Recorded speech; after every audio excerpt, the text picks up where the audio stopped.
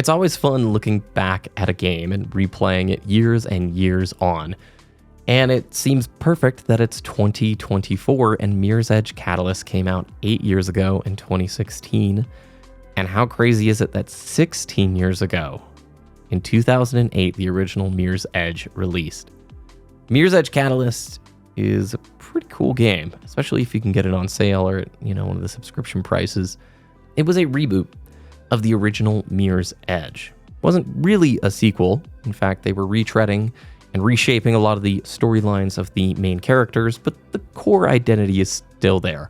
It's a first-person, platformer, parkour-style game where you play as Faith Connors in the futuristic city called Glass. Now, I will just start right here and say if you've never played the original Mirror's Edge, stop watching the video, go get it, go play that game. It is phenomenal. It holds up super well. You have to do a little tomfoolery to get a custom FOV on PC, but beyond that, you have a game that you can replay time and time again. In fact, I've probably put 20 playthroughs on the original Mirror's Edge. So great. The quality of the missions and the level design is fantastic. Very short game. You can beat it in an afternoon. Catalyst, however, we don't really talk about all that much, whereas I might make 2 or 3 Mirror's Edge videos every year saying, yo, go play this game. Catalyst has always been on the back burner. I did beat Catalyst when it came out. We didn't think we were going to get a sequel. And I honestly was pretty mixed when the original 2016 Catalyst dropped.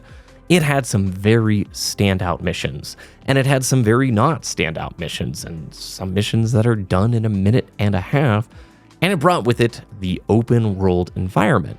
So what they did with Catalyst is they made a large city, divided it into various districts, and each of those districts has a distinct architectural style.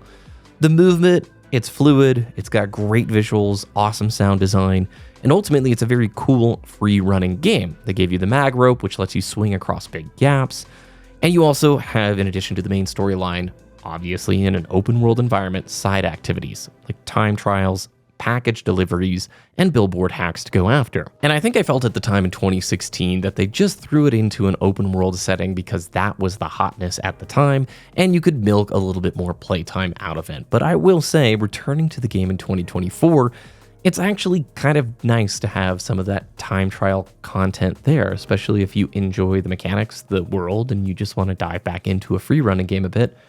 While the quality varies from time trial to time trial, and not all of the side activities are worth your effort, it is sort of a cool experience having a free running game in an environment like this. Now, the combat in Catalyst took away all weapons. In the original Mirror's Edge, you could pick up like a gun here or there. Never was really that great.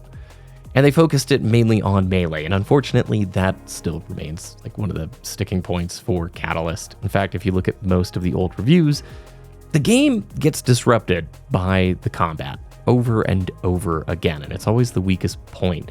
They built a really cool game where you're encouraged to maintain flow, to enter this, runner's vision state, and as you continue with momentum and good speed and just smoothness throughout the level, the colors stay saturated, and you really feel like you're playing Tony Hawk, right? Back when you were a kid. It's a game that you can session time and time again.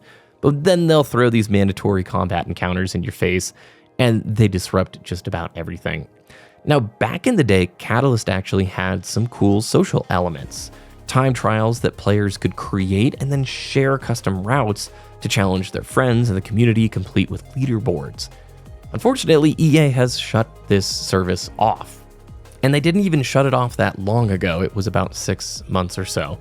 I can't imagine there was a huge community of players still sharing these things, but it takes away one of the coolest elements of that open world. And unfortunately, I guess 8 years is a good amount of time, but since this is now part of like EA Play, I think, which is on Game Pass, it's just a shame that a lot of people will probably never get to experience those custom routes and time trials to go after.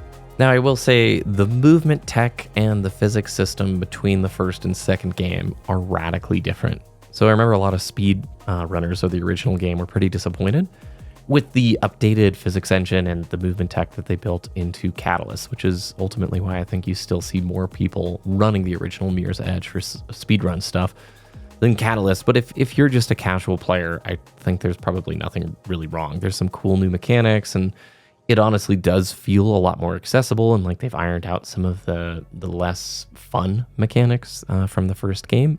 Plus, they've got the improved runner's vision. So in the world, it's all bright, saturated colors, and there are thematic storyline reasons for the way the city is colored that way, which is cool. But you always have this red kind of guiding your pathway, like a red railing or a red like box that you're going to jump off of. This runner's vision can be turned on and off, so if you want to sort of pave your own way, you can, or if you're looking for help, you just hold down a button and runner's vision turns right on. I will say Catalyst looks fantastic. This is one of those games that I wish they could go back and retroactively add some ray tracing to, because there's so many amazing reflective surfaces that would just look super insane. And it's fun to play it on a PC now. They can just devour it.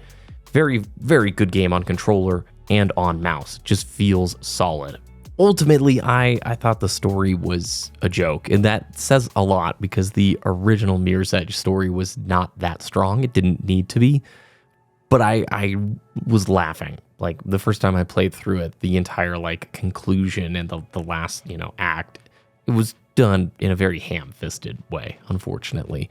And I think they have some cool designs here. This world in and of itself is very unique. This dystopian future where the only way to curry messages without the eyes of Big Brother looking at them is free runners jumping from rooftop to rooftop. That in and of itself is such a great, rich idea.